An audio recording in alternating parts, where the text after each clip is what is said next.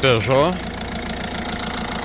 partner, Citroen Berlingo, and many who have like this engine. Problem was when you start car in morning after a night, it stops engine after 5 seconds.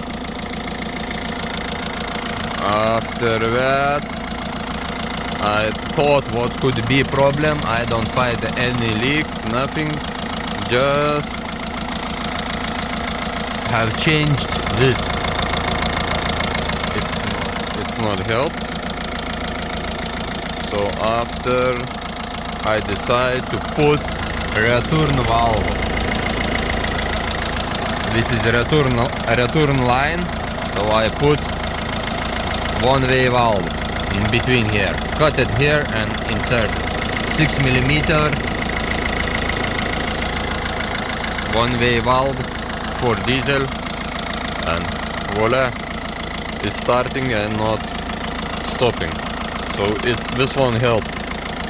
So if you have something like that problem, in morning it starts and after couple seconds stops, and after you must spin starter half minute something until it's catch again, and whole day is driving normal.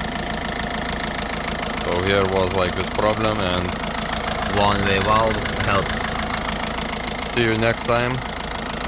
Thanks for watching.